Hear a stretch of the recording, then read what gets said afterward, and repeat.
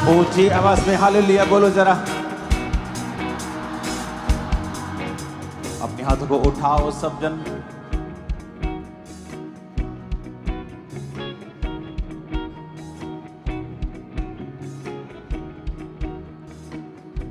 और उन सब परिवारों के लिए सबसे पहले हम प्रार्थना करेंगे जिन्होंने अपने जनों को खोया है इस अटैक में। अपने हाथों को उठाओ सबके लिए,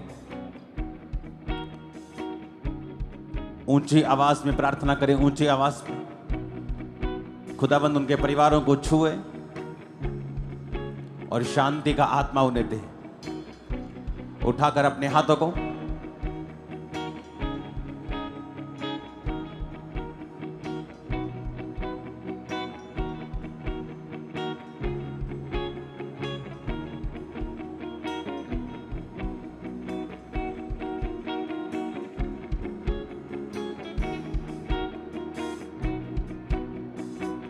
अपने देश के लिए प्रार्थना करेंगे। अपने हाथों को उठाओ। आप जिस भी देश से मुझे देख रहे हैं, अपने देश को अपने हाथों में उठाओ, क्योंकि वचन कहता है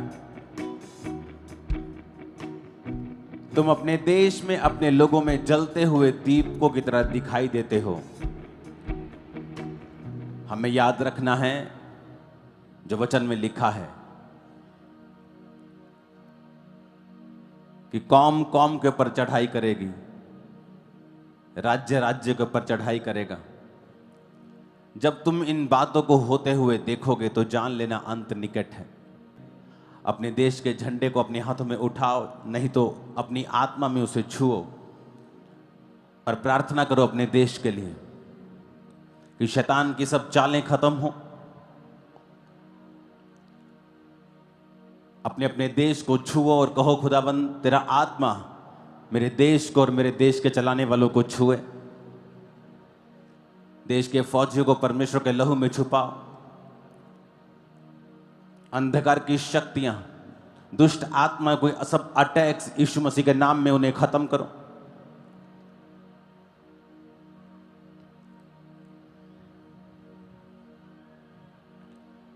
अपने देश को परमेश्वर के लहू में छुपाओ। आप जिस देश से मुझे देख रहे, अपने देश के लिए प्रार्थना करो। अपने देश के अगुओं के लिए प्रार्थना करो, परमेश्वर का आत्मा उन्हें छुए और शांति का आत्मा, बुद्धि का आत्मा, तसल्ली का आत्मा, दलेरी का आत्मा वो कार्य करे। अपने हाथों को उठाकर प्रार्थना करो। प्रार्थना करेंगे अपने हाथों को उठा के मीडिया के लिए कि परमेश्वर उन्हें बुद्धि दे। अपने हाथों को उठाकर प्रार्थना करेंगे।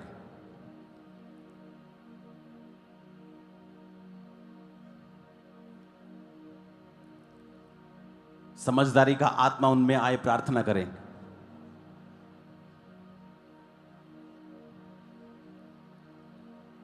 अब जरूरी हो चुका है लोगों के लिए कि वो देश के मीडिया के लिए भी प्रार्थना करें। आप जिस भी देश में हैं, अपने देश के मीडिया के लिए प्रार्थना करना अब जरूरी है कि प्रभु उन्हें बुद्धि का आत्मा दे।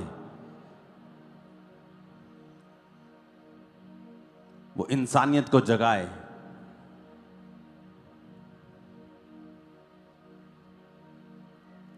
प्रार्थना करेंगे अपने हाथों को उठा के अपने सब कैथोलिक भाइयों के लिए, बहनों के लिए कि इस समय जो दुख का उनका समय है कि परमेश्वर उन्हें तसल्ली दे।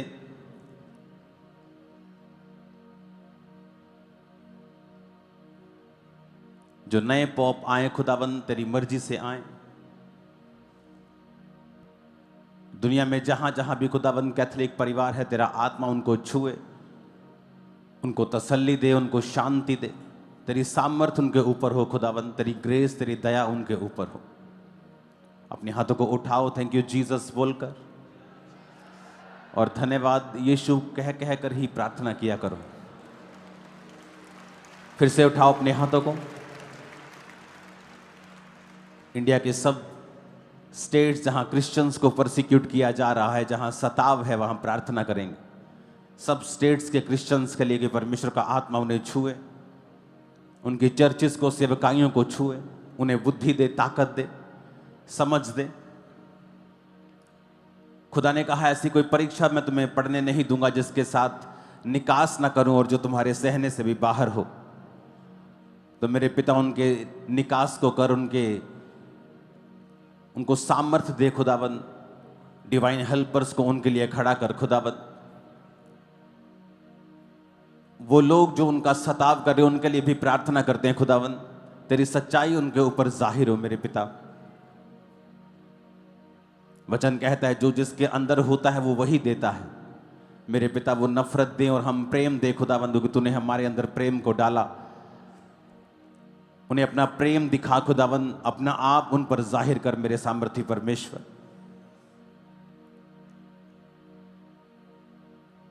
और याद रखो जीसस क्राइस्ट के वचन को कि जब तुम चोर थे, डाकू थे, जब तुम बुरा करते थे, लोग तुम्हें भला कहते थे। लेकिन जब मेरे नाम के कारण वो तुम्हें बुरा कहें, तुम्हारे नाम को काट दे, तुम्हें सताएं, तो इससे दुखी मत होना बल्कि आनंद मनाना, आनंदित होना, क्योंकि तुम्हारे नाम स्वर्ग में लिखे हैं। क्योंकि तुमसे पहले जो नबी थे उनको भी उन्होंने इसी तरह सताया था। अपने हाथों को उठाओ, खुदावन से कहो परमेश्वर तेरा आत्मा उन लोगों को छुए जो सताव करते हैं खुदावन। जिस तरह तूने हमें चुना है खुदावन, जब हम एक विरोधी थे, तेरे वचन का विरोध करते थे, उसी तरह उनको भी चुन खुदावन।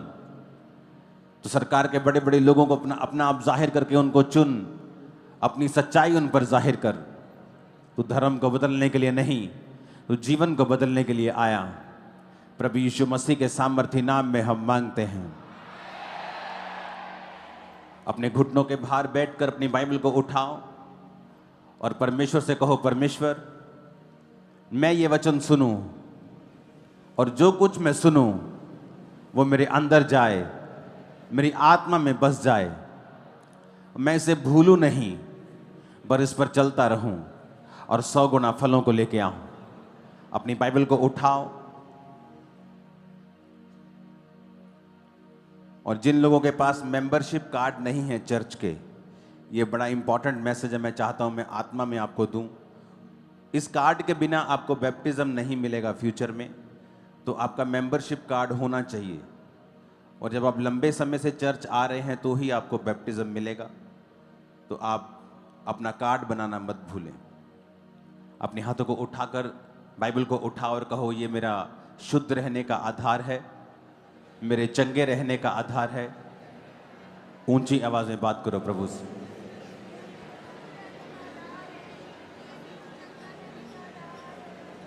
प्रभु यीशु मसीह के सामर्थ्य नाम में हम मांगते हैं। गूंज कम करो, प्रेशर बढ़ा, जोर से तारीफ करो खुदाबंद के नाम। लास्ट तक आवाज आ रही तो हाथ हिलाओ पीछे। लास्ट में अगर आप मुझे सुन पा रहे हैं आराम से तो बिना दिक्कत के। सबको आवाज आ रही तो हाथों को हिलाओ, सब हाथों को हिलाओ। अच्छा नहीं आ रही तो हाथों को हिलाओ। क्लियर आवाज नहीं आ रही तो, अगर आवाज क्लियर नहीं है हाथ हिलाओ। साफ नहीं आ रही हाथ हिलाओ।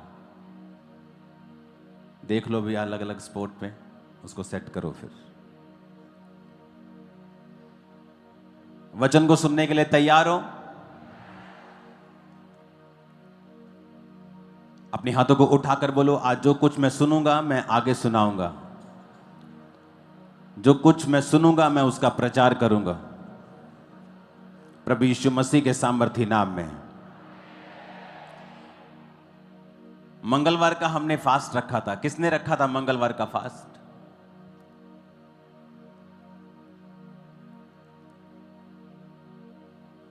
जब ईस्टर वीक था तो कुछ इंपॉर्टेंट काम भी थे चर्च में, तो बहुत से जो मेरे दोस्त थे वो बाहर से आए हुए थे और मैं उनसे बात कर रहा था कि परमेश्वर ने मुझसे कहा है, पिछले हफ्ते की बात है ये, कि मुझे फौजियों के लिए प्रार्थना करनी है और मुझे उन्हें चर्च में बुलाकर प्रार्थना करनी है। तो पिछले संडे जब मैं अनाउंस करने वाला था, मैंने कहा मंगलवार का मैं फास्टिंग अनाउंस करता हूं, उसके बाद मैं ये चीज को अनाउंस करूंगा। और मंगलवार को आपको कहा था कि हमें शुक्रगुजारी की फास्टिंग करनी है और प्रभु के सामने ही रहना है। और मंगलवार को हम जानते हैं कि देश में क्या हुआ। इमेजिन करो हम आप लोग सब लोग हम प्रेयर में थे, नहीं तो वहां पे पता नहीं और भी लोगों की जान जा सकती थी। लाख वहां पे सैकड़ों लोग थे एक चीज मैं आपको शुरू से बताता आया हूं कि ये साल फाइनेंशियल डिप्रेशन का होगा। और पिछले हफ्ते मेरा एक स्पिरिचुअल सन मुझसे पूछ रहा था कि मुझे स्टॉक मार्केट में जाना चाहिए। मैंने कहा इस साल ये ऊपर नीचे ही होता रहेगा, क्योंकि घटनाएं ऐसी होती रहेंगी। और उसके बाद फिर ये वाली घटना हो गई जो आतंकवादियों वाली। जब परमेश्वर ने हमें पहले से बता दिया पिछले साल ही कि फाइनेंशियल चीजें खराब होंगी, और आप प्रार्थना में हो, मैं प्रार्थना में हूं, जो कुछ भी खराब हो रहा है उसके लिए हमें प्रार्थना करनी है, क्योंकि और कोई इसका हल नहीं है। शारीरिक हल बहुत से होंगे, लेकिन अगर आत्मा में हमें देखना है और चीज को स्टॉप करना है, आपको और मुझे प्रार्थना करनी होगी। मैंने कहा था कुछ चीजें जब आप प्रार्थना करते हैं तो वो चीजें खत्म नहीं हो सकती, वो चीजें कैंसल नहीं हो सकती, कुछ इंसिडेंट कैंसल नहीं हो सकते। हाँ, नुकसान कम हो सकता है या आप बच सकते हैं।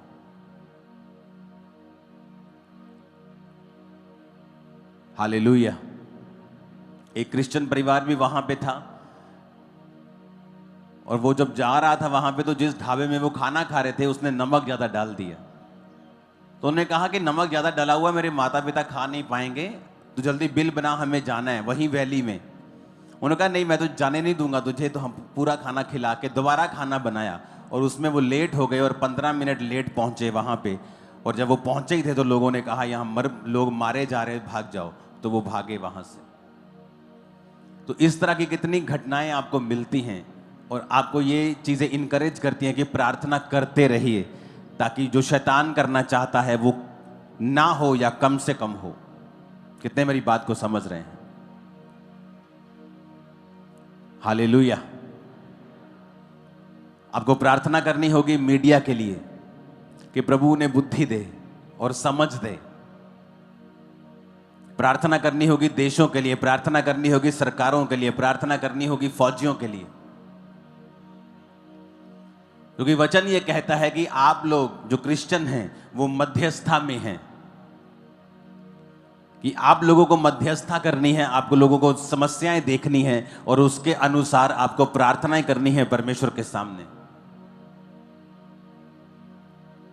क्योंकि जब आप प्रेयर करेंगे परमेश्वर बदलेगा माहौल को। मैं आपको बता रहा हूं, वो अपने मन को चेंज करेगा, माहौल को बदलेगा। मत्ती 8 उसकी 28 से 34 आयत में लिखा है, जब वह उस पार गदनेरियों के देश में पहुंचा तो 2 मनुष्य जिनमें दुष्ट आत्माएं थीं कब्रों से निकलते हुए उसे मिले, और वो इतने प्रचंड थे कि कोई उस मार्ग से नहीं जा सकता था। उन्होंने चिल्लाकर कहा, हे प्रभु के पुत्र, परमेश्वर के पुत्र, हमारा तुझसे क्या काम, क्या तू समय से पहले हमें दुख देने आया है?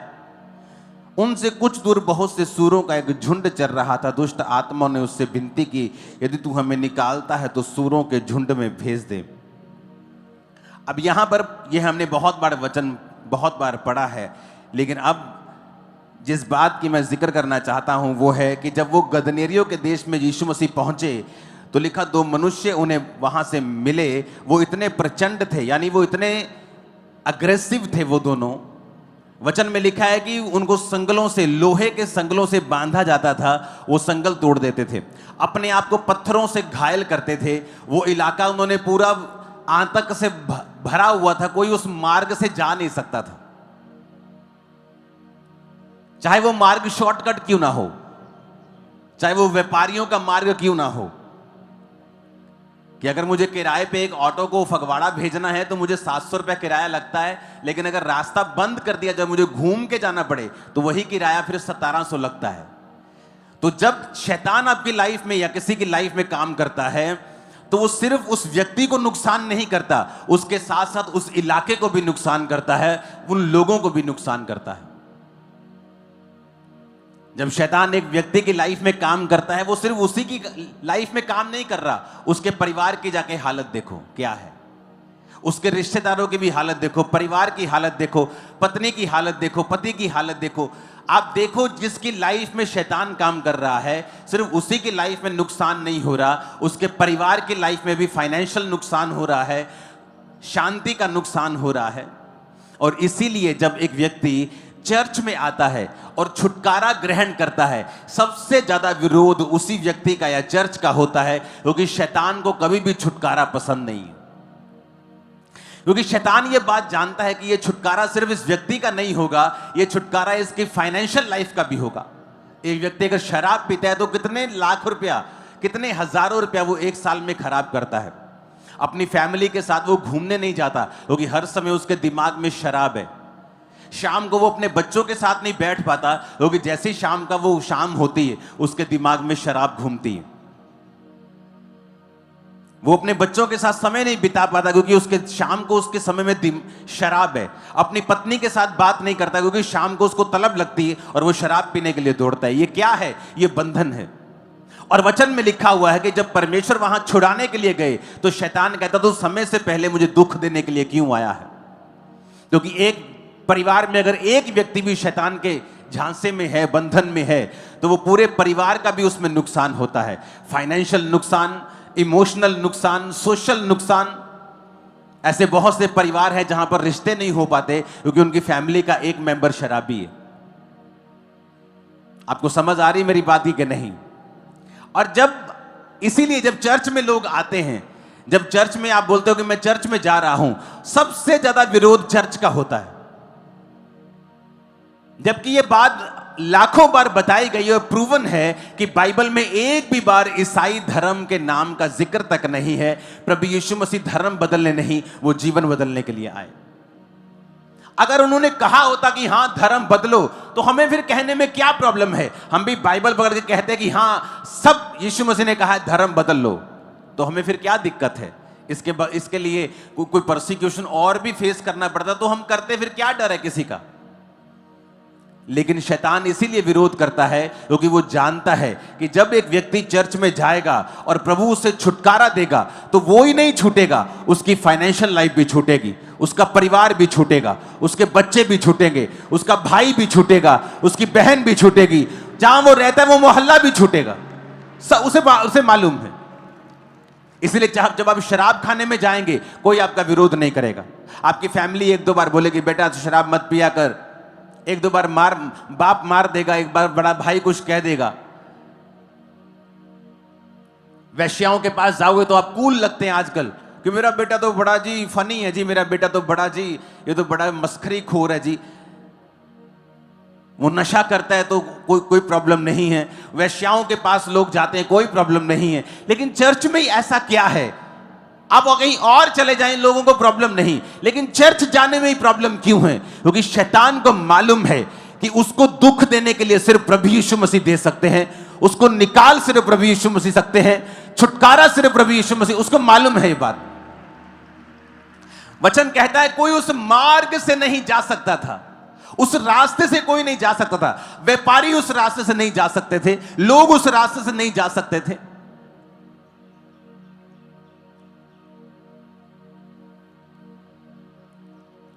हालेलुया। अगर दुबई जाना है तो 3 घंटे लगते हैं, लेकिन अब पाकिस्तान ने अपना एयर स्पेस बंद कर दिया और अब घूम के जाना पड़ेगा तो 5 घंटे लगते हैं। उसी तरह यह व्यक्ति जहां रहता था दुष्ट आत्मा वाला, तो लोग उस सीधे रास्ते से जा नहीं सकते थे, घूम के जाना पड़ता था। जब रास्ता बंद हो जाता है या किसी इंसान की वजह से या यहां पर दुष्ट आत्मा की वजह से, कारण अलग अलग हो सकते हैं, लेकिन जब रास्ता बंद होता है तो लोगों को एक्स्ट्रा पे करना पड़ता है। अब टिकट के लिए एक्स्ट्रा पे करना पड़ेगा, लंबा रास्ता निकलना पड़ेगा। उसी तरह से हो सकता है कि साथ में गांव में किसी ने जाना, व्यापार करना हो, लेकिन ये व्यक्ति के कारण आम लोग भी दुखी थे। और इसीलिए जब व्यक्ति चर्च में आता है, जब एक व्यक्ति यीशु मसीह को ग्रहण करता है, तो लोग उसका विरोध करते हैं, उनके खिलाफ अलग अलग कानून बनाए जाते हैं। क्यों? क्योंकि शैतान सिर्फ चर्च में आकर ही निकलता है और उसकी छुटकारा जो है वो चर्च में आकर होता है, क्योंकि यीशु मसीह ने उस छुटकारे के लिए मूल्य को अदा किया है। इसलिए वचन कहता है जो काठ पर लटकाया जाता है वो श्रापित है, वो तुम्हारे लिए बांधा गया कि तुम्हें शैतान के बंधनों से आजाद कर सके। और वचन कहता है परमेश्वर ने शैतान पर फतह पाकर जब जी उठा, मौत पर फतह पाई, शैतान पर फतह पाई, मुर्दों में से जी उठा। और आज जब तुम परमेश्वर को ग्रहण करते हो, तुम भी शैतान के ऊपर फतह प्राप्त करते हो। इसलिए प्रभु यीशु मसीह ने कहा था, मैं तुम्हें सामर्थ पर, उनकी बिच्छुओं की, सांपों की सारी सामर्थ पर अधिकार देता हूं, किसी वस्तु से तुम्हें कुछ भी हानि नहीं होगी। जो परम प्रधान के छाए हुए स्थान में बैठा रहेगा वो सर्वशक्तिमान की छाया में ठिकाना पाएगा। और तू सांप अजगर को क्या करेगा? लताड़ेगा, सिंह को लताड़ेगा, अजगर को लताड़ेगा। शैतान के ऊपर परमेश्वर ने आपको अधिकार दिया है। और इसीलिए जब अब एक व्यक्ति चर्च में आता है उसका विरोध होता है, क्योंकि शैतान को पता है अगर ये छूटा इसका परिवार भी छूटेगा, इसका फाइनेंस भी छूटेगा, इसका मोहल्ला भी छूट जाएगा, इसके लोग भी छूट जाएंगे, इसके बच्चे भी छूट जाएंगे, पत्नी छूट जाएगी, पति छूट जाएगा, उसको सब पता है, इसलिए वो विरोध करता है। इसलिए तो परमेश्वर ने कहा था जब तुम्हारा विरोध हो डरना मत, अपना काम करते रहना, डरना मत। जब आप डरेंगे नहीं, आप भी छुटकारा पाएंगे, आपका परिवार भी छुटकारा पाएगा। मेरे परिवार में जिन लोगों ने मुझे डराया और जिन लोगों ने मुझसे बात नहीं की कि तू परमेश्वर में चला गया, क्रिश्चियन बन गया, आज वही लोग उस छुटकारे का आनंद ले रहे हैं। अगर वो आज परमेश्वर में ना होते तो मैं आपको गारंटी देता हूं दुखी होते और हद के बीमार होते, क्योंकि आज वो खुद भी परमेश्वर में हैं तो प्रभु उनको साथ साथ चंगा करता है, उन्हें भी आजाद करता है, उन्हें भी छूता है।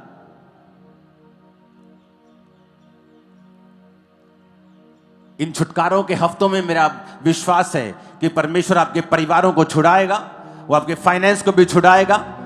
इस डिलीवरेंस वीक्स में जो कुछ भी आपका बंधा हुआ है यीशु मसीह नासरी के नाम में वो छूटेगा। आमीन। ऊंचाई और आशीष आपकी होगी। हालेलुया। करना क्या है? आपको जीसस क्राइस्ट पे बिलीव करना है। जो कुछ परमेश्वर का वचन कहता है आपको उसे फॉलो करना है।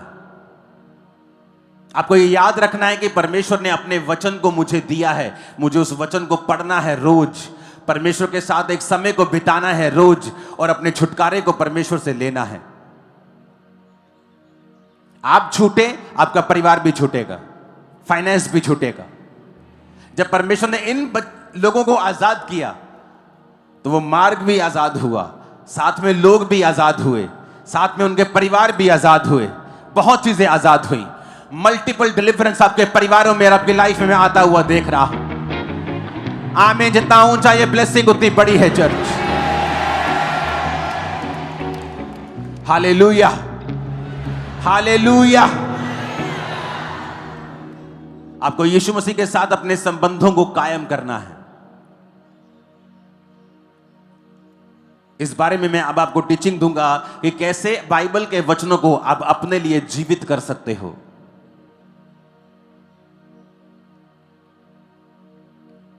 आप अपने लिए उन्हें जीवित कर सकते हो। परमेश्वर ने वचन में लिखा है कि उसके कोड़े खाने से तुम चंगे हो चुके हो, लेकिन फिर भी क्रिश्चियन लोग बीमार रहते हैं, हां या ना? बाइबल में लिखा है, इसका मतलब यह नहीं है कि आप बीमार नहीं होंगे अगर उसने कोड़े खाए हैं तो। लेकिन वचन में यह लिखा है कि तुम्हें विश्वास करना होगा, उस वचन को मुझे पर्सनलाइज करना होगा, अपना बनाना होगा, उस वचन के साथ मुझे प्रार्थना करनी होगी, उसे इंडिविजुअल लेना होगा, व्यक्तिगत रूप के ऊपर लेना होगा, तो परमेश्वर मुझे छुटकारा देगा। कितने लोग हैं जिनके बच्चे नशा करते हैं? आपने कौन से वचन के साथ कब प्रार्थना की है कि परमेश्वर आपके बच्चों को छुटकारा दे? किस वचन के साथ आपने प्रभु से फाइट की है? क्योंकि जब मैं डिप्रेशन में था और जब मैं परमेश्वर में आने के बाद और ज्यादा बीमार हो गया था, आपको यह बात शायद मालूम नहीं, बहुत कम लोगों को। 2004 में मैं प्रभु में आया और 5 में जिस कारण मैं परमेश्वर में आया था, मेरी हालत उससे भी ज्यादा खराब हो गई थी। लेकिन एक बात मैं समझ चुका था कि प्रभु यीशु मसीह जीवित परमेश्वर है। ये बात मुझे समझ आ गई थी, क्योंकि मेरे सामने बीमार लोग आए और मेरे सामने वो हील हुए। ये भी नहीं कि बहुत भीड़ थी कि 80,000 लोग बैठे हैं, मालूम नहीं कि हील हुआ कि इनका बंदा है कि मेरा बंदा है। 30-35 लोग होते थे, सबके बारे में मालूम होता था कि ये जेन्युइन है, ये सब कुछ सही है। तो एक बात मेरे को पता चल गई थी कि परमेश्वर जीवित है, अगर मेरा हल हो सकता है तो प्रभु ही कर सकते हैं। लेकिन प्रार्थना मेरी कम थी, 15-20 मिनट की प्रार्थना मैं करता था, कभी एक बार कर ली, दिन में 2 बार कर ली। और एक वचन मेरे सामने आया था कि हे मेरे प्रिय भाइयों, हियाव बांधो, दृढ़ रहो, क्योंकि तुम जानते हो मसीह में की गई मेहनत व्यर्थ नहीं है। प्रभु के काम में बढ़ते जाओ, क्योंकि तुम जानते हो मसीह में की गई मेहनत व्यर्थ नहीं है। मुझे ऐसा लगा परमेश्वर ने मुझसे बात की है कि अगर मैं मेहनत करूंगा, अगर मैं प्रार्थना करूंगा तो मेरी व्यर्थ नहीं जाएगी। मैं मसीह में बहुत कुछ करके आया हूं, सब जगहें घूम के आया हूं, लेकिन मेरी मेहनत काम नहीं आई। लेकिन वचन ये कह रहा है, परमेश्वर कह रहा है कि मेरी मेहनत व्यर्थ नहीं जाएगी। उस बात ने मुझे अंदर से जगा दिया और मैंने 40 फास्टिंग करनी स्टार्ट कर दी। 40 रोजे खत्म होते थे, दूसरे खत्म, तीसरे, एक साल में 5-5 बार 40 रोजे रखे। और परमेश्वर ने उसी 2005 में उस डिप्रेशन से मुझे सदा के लिए आजाद कर दिया था। आज 20 साल हो चुके हैं आजाद हुए, और सुसाइड करने तक पहुंच गया था, लेकिन परमेश्वर के वचन ने मुझे संभाला। क्योंकि जब आप वचन पढ़ेंगे, आप वचन पढ़ेंगे, एक ना एक दिन कोई ना कोई वचन आपके दिल में घर कर जाएगा। आपको लगेगा परमेश्वर ने आज मुझे इस वचन के द्वारा छुआ है, ये वचन परमेश्वर मुझसे कह रहे हैं। और वही वचन के साथ आप प्रार्थना करने लगेंगे, उसी वचन के साथ अपनी जिंदगी गुजारने लगेंगे, और आप देखेंगे जल्दी छुटकारा आपकी लाइफ के अंदर होगा। आमीन। वो मार्ग भी छूटा, वो आदमी भी छूटा, उसका परिवार भी छूटा, उसका फाइनेंस भी छूटा, सब कुछ छूट गया। और छुड़ाया किसने? यीशु मसीह ने। तब यीशु मसीह शारीरिक रूप में थे, आज वो पवित्र आत्मा के रूप में चर्च में मौजूद हैं और अपने वचन के रूप में मौजूद हैं। आज आप यीशु मसीह को फॉलो कर सकते हो, उससे बात कर सकते हो, अगर आप रोज बाइबल के साथ अपने समय को बिताओ और मौका दो। बाइबल को टोटके की तरह इस्तेमाल मत करो, बाइबल को रोज पढ़ो, क्योंकि मेरी प्रॉब्लम अलग थी, आपकी अलग है। तो पता नहीं कौन सा वचन, जब आप बाइबल को रोज पढ़ेंगे, इसलिए कि आप परमेश्वर के साथ समय बिताना चाहते हैं और आप स्पिरिचुअल लाइफ को फॉलो करना चाहते हैं। आप देखना चाहते हैं कि बाइबल में क्या लिखा है, आपकी लाइफ में क्या कमी है, आप क्या करें। आपको बाइबल इसलिए पढ़नी है, और जब आप बाइबल पढ़ना स्टार्ट करते हैं, परमेश्वर आपके दिल से वचन के जरिए बात करता है। कोई ना कोई वचन ऐसा आएगा जो आपको छू देगा, और उसी वचन से आप प्रार्थना करना शुरू कर देंगे, फाइट करना शुरू कर देंगे, और वही छुटकारे का कारण हो जाएगा। और याद रखो, छुटकारा जरूरी है। मेरे परिवार में कुछ साल्वेशन तब हुई हैं जब मेरा छुटकारा हुआ है। उन्होंने मुझे देखा है कि अगर परमेश्वर इसको छू सकता है, इसे बदल सकता है, इसे सुधार सकता है, इसे ऊंचा कर सकता है, तो वो कुछ भी कर सकता है। ये मौका दे बाइबल को कि आप इसे रोज पढ़ें, कोई ना कोई वचन आपके दिल को छुए, वो आपके लिए रेमा वचन बन जाए। ऐसा वचन जो परमेश्वर ने खास आपसे कहा है, उसके अनुसार फिर अपने जीवन को आप बिताएं, उसके अनुसार प्रार्थना करें, और छुटकारा आपकी लाइफ के अंदर प्रवेश करे, और लाइफ फिर कभी भी सेम ना होगी। आमीन ऊंचे वाला चाहिए चर्च। मैंने कहा आमीन ऊंचे वाला चाहिए चर्च।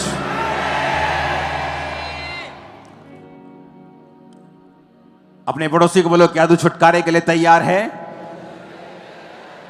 क्योंकि छुटकारा जरूरी है। तो रोज बाइबल को पढ़, प्रार्थना कर, और यीशु मसीह को फॉलो कर, और तू और तेरा घराना छुटकारे को पाएंगे। आमीन, आमीन। ऊंचा 7 बार बोलो आमीन।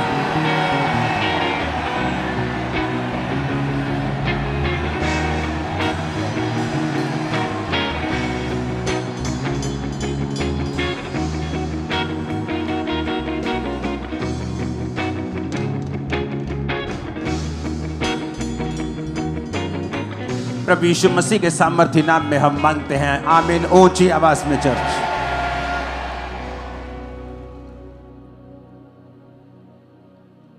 अपने घरों में अपने बच्चों को बाइबल पढ़ने की आदत डालें, वर्शिप करने की आदत डालें। परमेश्वर कहां रहता है? क्या लिखा है बाइबल में? कुछ लोग कहते हैं परमेश्वर स्वर्ग में रहता है, वचन कहता है स्वर्ग उसका क्या है? सिंहासन है, उसका ऑफिस है। वो आदमी अपने ऑफिस में नहीं रहता, वो घर आता है। और लिखा पृथ्वी उसके पैरों की क्या है? चौकी है। तो जो पैरों की चौकी है उसमें वो रह कैसे सकता है? जो उसका ऑफिस है उसमें वो रह कैसे सकता है? वचन कहता है परमेश्वर स्तुतियों के बीच में क्या है? विराजमान। आप जानते हैं क्यों क्रिश्चियन लोग आज कंफ्यूज रहते हैं? क्यों ऐसी स्टेट में रहते हैं जहां उनको ये नहीं मालूम कि मुझे अपनी लाइफ में क्या करना है? जल्दी निराश हो जाते हैं, डिस्करेज हो जाते हैं, ठंडे हो जाते हैं। क्यों? क्योंकि उन्हें ये मालूम नहीं कि मुझे क्या करना है। ना तो उनको अगुवाई मिलती है।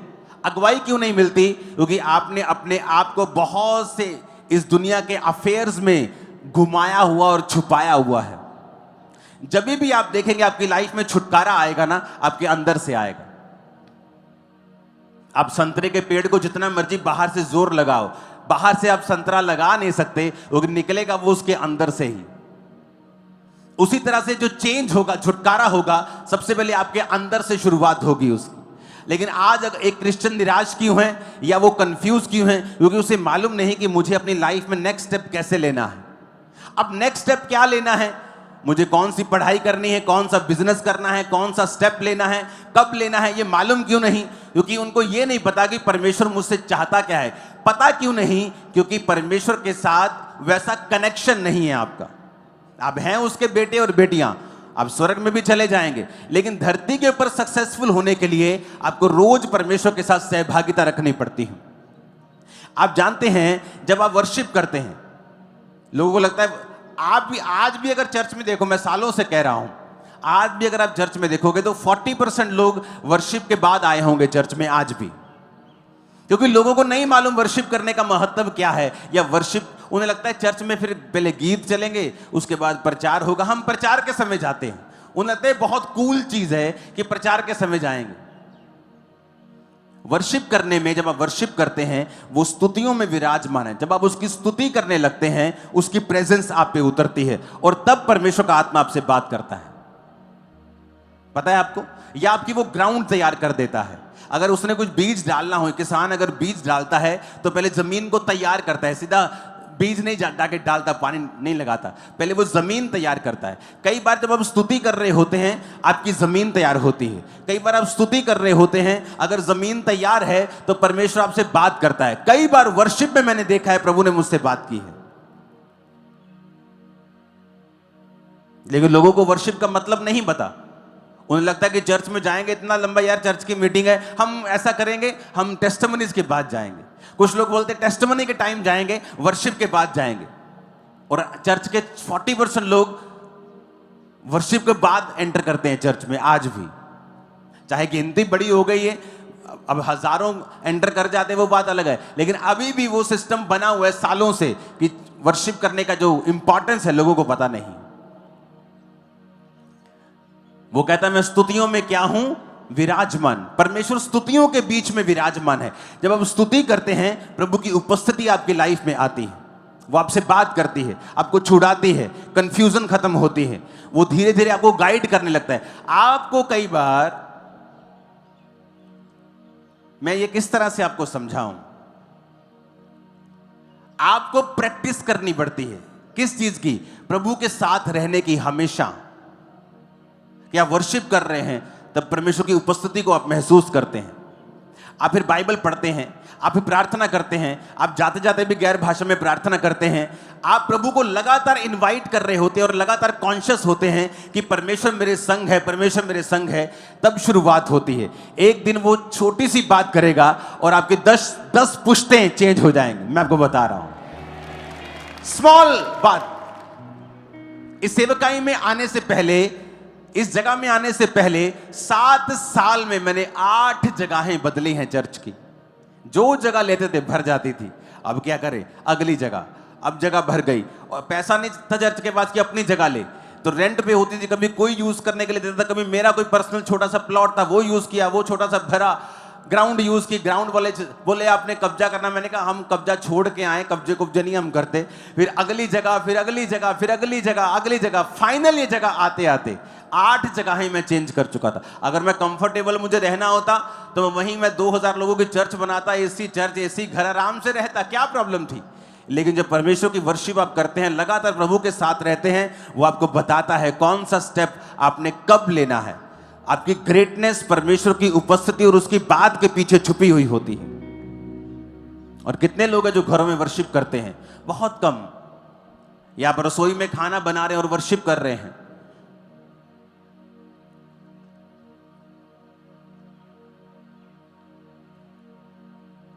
जब बाइबल के सामने हम जाते हैं, ऐसा लगता है कि पूरा फेस कालक से भरा हुआ है, क्योंकि वचन कहता है कि जो परमेश्वर का वचन है ना, वो मिरर है, वो आईना है, वो आईना दिखाता है कि तुम कहां स्टैंड करते हो। हालेलुया। कई बार मैं अपने प्रेयर रूम में जाता हूं और जब मैं वर्शिप करने लगता हूं, मैं लगातार वर्शिप करता हूं 2 घंटे, गीत चल रहा है, मैं वर्शिप कर रहा हूं, बीच में प्रेयर कर रहा हूं, वर्शिप कर रहा हूं। वर्शिप इंपॉर्टेंट है। जब आप प्रभु की आराधना करते हैं, वो स्तुतियों के बीच में विराजमान है, बाइबल कहती है। इन छुटकारों के हफ्तों में जो आज से शुरू होगा, आपको ये बातें आज से लिख कर रखनी है। वर्शिप करने की आदत डालनी है, बाइबल पढ़ने की आदत डालनी है, विरोध में हटना नहीं है, क्योंकि छुटकारा नजदीक है। शैतान चाहता है आपका छुटकारा ना हो, लेकिन आपका छुटकारा होगा यीशु मसीह के नाम में। और हर एक व्यक्ति का छुटकारा होता है। मुझे भी अगले लेवल पे जाना है, तो मुझे भी एक छुटकारे की जरूरत है, तो परमेश्वर छुटकारा देगा। रास्ता यही है, रास्ता वचन के बीच में से होकर जाता है, उसकी उपस्थिति के बीच में से होकर ही जाता है। आज से ये कलीसिया एक और प्रार्थना करेगी सभी स्टेट्स के लिए, इंडिया की सारी स्टेट्स के लिए, जहां जहां परसिक्यूशन हो रही है, क्रिश्चियन लोगों की बहुत सताव हो रहा है। आप उन स्टेट्स के लिए, उस स्टेट्स के सारे सरकारों के लिए आप लोग प्रार्थना करेंगे, और इसे भूलना नहीं है। आज के बाद इस पॉइंट को भूलना नहीं है, क्योंकि उन मसीह लोगों को आपकी प्रार्थनाओं की और मेरी प्रार्थना की जरूरत है। हम ऐसा नहीं सोच सकते यहां सब कुछ ठीक है तो वहां सब कुछ ठीक नहीं, तो हम ठीक है तो सब ठीक है। लेकिन हमें दुखों में शामिल होना है, हमें प्रार्थनाओं में शामिल होना है, जो कर सकते हैं उन्हें करना है। आमीन। जब भी आप प्रार्थनाओं में बैठे, खास तौर पे अपने सेवकों के लिए, चर्च के लिए, ये चर्च के लिए, बाकी स्टेट्स के लिए, उनकी चर्चेस के लिए आपको प्रार्थनाएं करनी है। और मेरा विश्वास है परमेश्वर बदलाव लाएगा। आमीन। अपने हाथों को उठाओ, एक वायदा करो, आज से मैं वर्शिप करूंगा और आज से मैं वचन को पढ़ूंगा, आज से मैं प्रभु के साथ अपनी सहभागिता को रखूंगा। उठ जाओ सब जन, अपने हाथों को उठाओ और कहो खुदा से कि वो आपको माफ करे, वर्शिप का आत्मा आपको दे, वचन पढ़ने की स्पिरिट आपको दे, परमेश्वर के साथ सहभागिता करने वाला मन दे। उठाओ अपने हाथों को। जीवन तेरा पल भर बदले, दिल को बदले, रूह को बदले।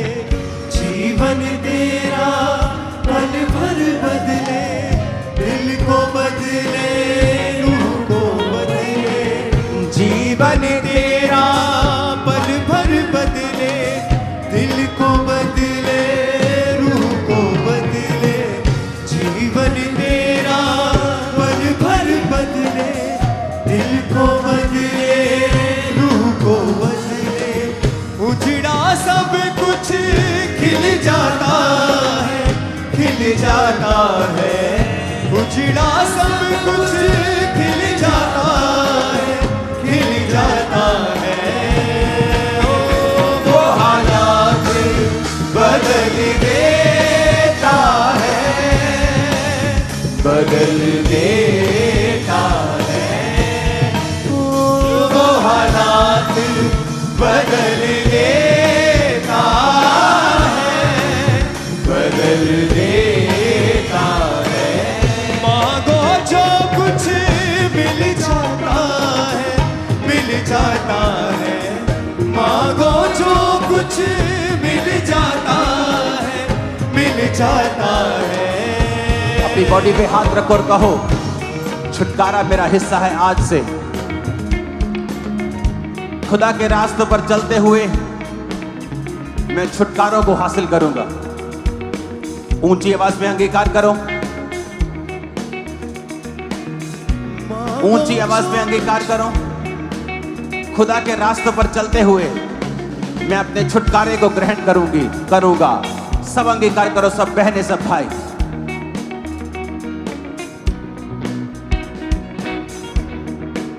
सबसे पहले अपने हाथों को उठाओ, उनको जो अपनी फाइल्स के साथ आए हैं, अपनी visa files, documents, case file, उन्हें अपने हाथों में उठा लो। परमेश्वर का आत्मा अपनी सामर्थ्य से आपको छुए और सब प्रकार का छुटकारा आपके जीवन में प्रवेश करे अभी यीशु मसीह के नाम में।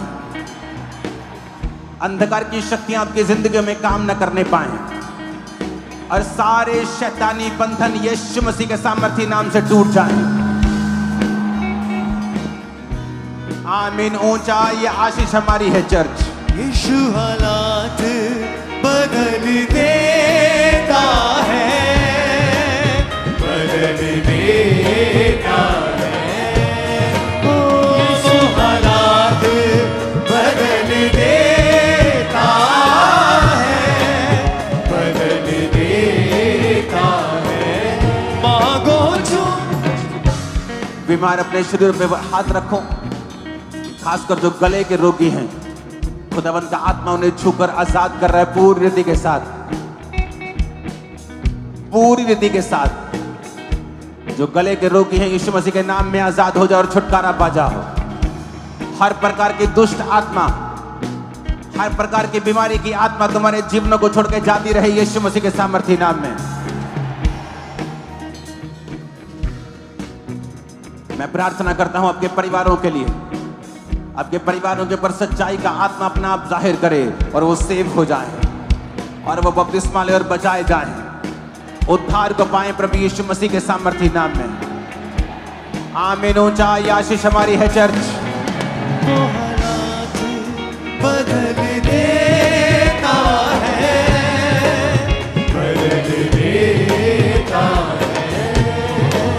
यीशु हालात बदल देता है, बदल देता है। राइट नाउ मैं प्रार्थना करता हूं जो पेट के रोगी हैं, सब प्रकार के पेट के रोग तुम्हें छोड़ के जाते रहें। सब प्रकार के पेट के डाइजेशन के जितने रोग हैं, कैंसर से लेके अल्सर से लेके सब प्रकार के रोग, तुम्हारी किडनी के, पेट के, यीशु मसीह के कोड़े खाने से तुम चंगे हो चुके हो। आज इस वचन को मैं जीवित करता हूं तुम्हारी लाइफ में और बोलता हूं चंगे हो जाओ प्रभु यीशु मसीह के सामर्थ्य नाम में। चंगे हो जाओ प्रभु यीशु मसीह के सामर्थ्य नाम में। आमीन। ऊंचा ये आशीष हमारी।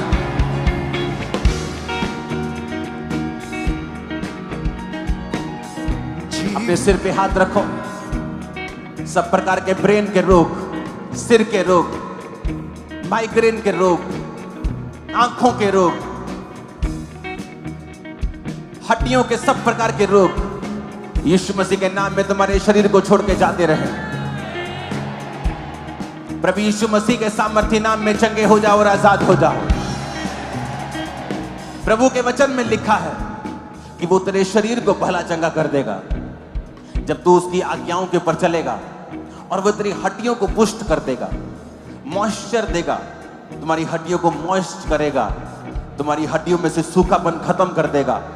यीशु के नाम में सूखी हड्डियां मॉइस्ट हो जाएं। यीशु के नाम में सूखी हड्डियां जी उठे। यीशु मसीह के सामर्थ्य नाम में दर्द हो रही हड्डियां दर्दों से आजाद हो जाएं। यीशु मसीह के नाम में सब प्रकार के रोग तुम्हारी हड्डियों को छोड़ के जाते रहे। आमीन। ऊंचाई आशीष हमारी।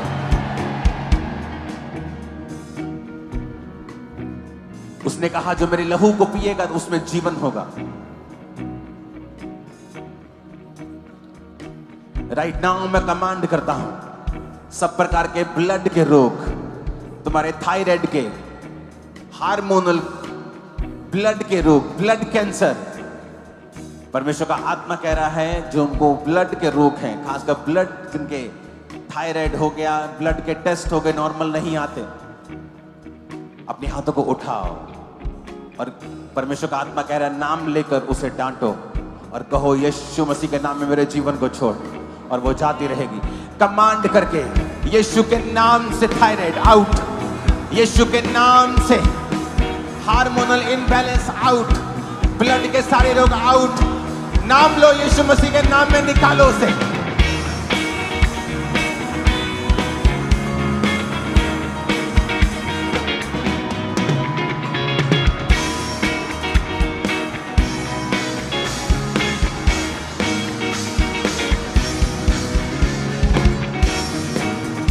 यीशु के नाम से निकालो सब प्रकार के ब्लड के, हार्मोन्स के सारे रोग।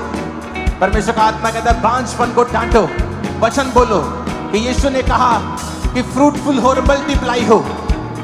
अपने गर्भ पे हाथ रख के डांटो कि सारी बीमारी को मैं डांटती हूं।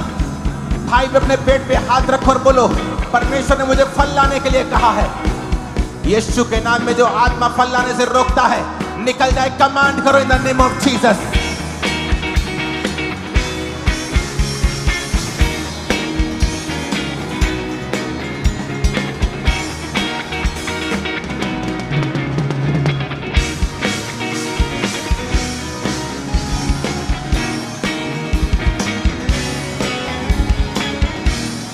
कमांड करो मेरे जीवन को जो फल लाने से रोकता है, मेरे फाइनेंस को फल लाने से रोकता है, आउट हो जाए in the name of Jesus. Command करो यीशु मसीह के नाम में।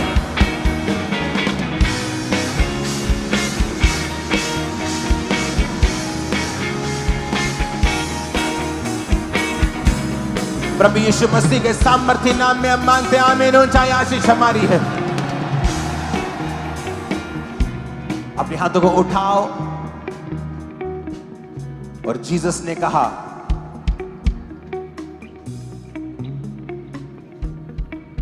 और अपने वचन से उन दुष्ट आत्माओं को निकाल दिया और उसने कहा निकल आओ। जब शैतान आता है तो फाइनेंशियल डिस्टरबेंस आती है, बीमारियां आती हैं, कलेश आता है, दर्दें आती हैं, पेन्स आती हैं, मेंटल टॉर्चर आता है। अपने दोनों हाथों को उठा लो क्योंकि जीसस ने आपके लिए वो जान दे दी और छुटकारा दे दिया। और कहो हर एक दुष्ट आत्मा, शैतानी आत्मा, फिर से कहो हर एक दुष्ट आत्मा, शैतानी आत्मा जो मेरे फाइनेंस को, मेरे शरीर को, मेरी सेहत को बांध कर रखता है, वो आउट हो जाए। कमांड करो और आउट करो।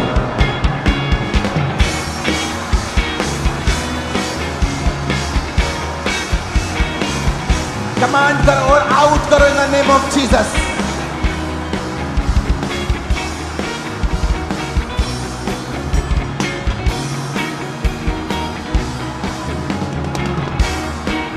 मेरी बॉडी से, ब्लड से, हड्डियों से, फैमिली से, फाइनेंस से आउट करो in the name of Jesus.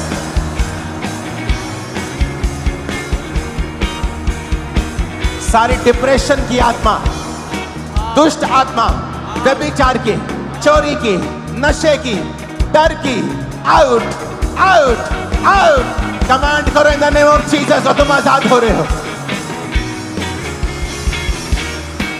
मैं तुम्हें फ्री होता हुआ देख रहा हूं, आजाद होता हुआ देख रहा हूं।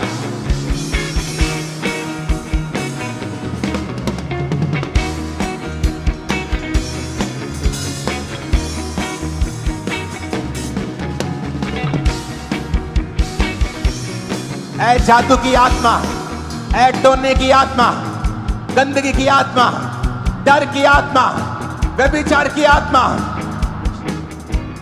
अपनी आग को अंदर से इकट्ठा करो और फेंको उस दुष्ट आत्मा में, निकालो उसे यीशु मसीह के नाम में। फ्री होना है तो डांटो उसको। तेरा मेरे परिवार पे कोई अधिकार नहीं, मेरी हड्डियों पे कोई अधिकार, मेरी बॉडी पे कोई अधिकार नहीं। आउट यीशु के नाम में निकल जा। कमांड करो यीशु मसीह के नाम में, आउट आउट आउट यीशु के नाम में।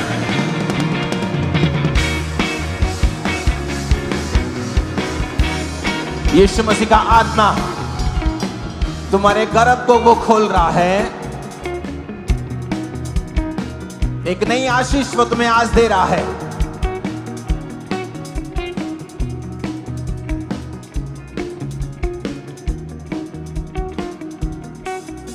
एक सिस्टर को मैं देख रहा हूं, तुम्हारा एक ही बेबी है, बेबी गर्ल, और तुम्हारी डिजायर है सेकंड बेबी की। तो खुदावन तुम्हें ब्लेस कर रहा है आज। वो छुटकारा देकर तुम्हारी शर्मिंदगी को खत्म कर रहा है। छुटकारा देकर वो तुम्हारी शर्मिंदगी को खत्म कर रहा है। यीशु मसीह के नाम में आजाद हो जाओ। सारी बीमारियां श्रापित हो जाओ और निकल जाए तुम्हारी बॉडी को छोड़ के।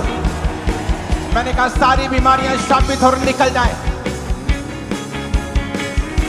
सारी बीमारियां श्रापित हो और निकल जाए यीशु मसीह के नाम में।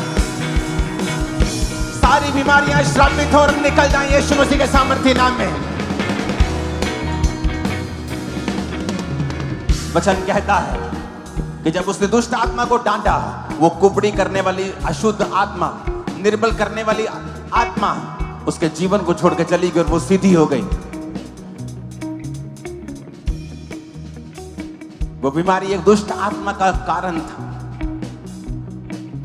बोलो, ऐ दुष्ट आत्मा, मैं तुझे पैरों के नीचे रौंदता हूं।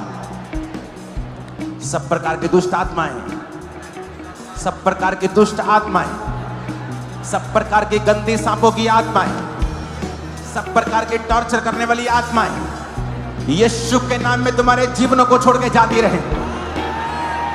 आज तुम्हें यह महसूस होगा कि जैसे तुम्हारे पेट के अंदर से कोई हाथ डालकर दुष्ट आत्मा को निकाल रहा है। यस, मैंने पवित्र आत्मा को देखा है तुम्हारे अंदर से दुष्ट आत्मा को निकालते हुए और उसके स्ट्रॉन्ग होल्ड को तोड़ते हुए।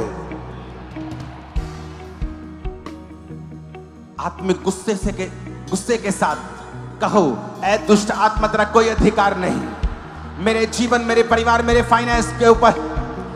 यीशु के नाम में और डांटो और निकालो से यीशु मसीह। नशे की आत्मा को निकालो, आउट करो in the name of Jesus. निकालो, निकालो यीशु मसीह के नाम में। निकालो, निकालो, निकालो यीशु मसीह के नाम में।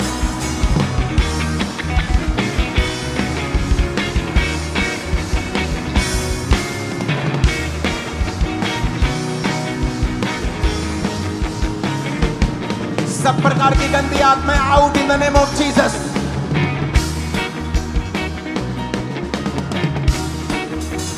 खुदावंत का आत्मा एक भाई को छू रहा है। तेरी पसली में पेन था लेकिन अब कुछ हुआ है। वो एक पलवे नाम के सिस्टर को छू रहा है।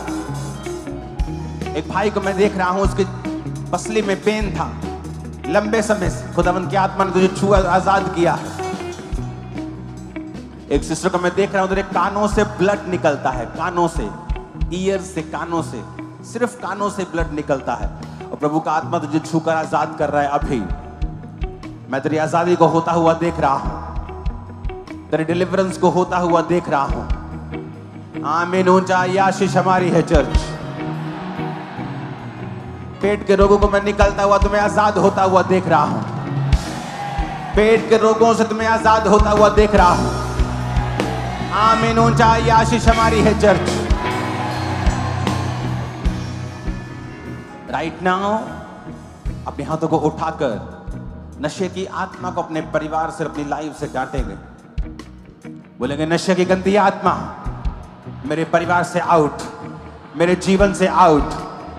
कमांड करो यीशु मसीह के सामर्थ्य नाम। कमांड करो और आजाद हो जाओ।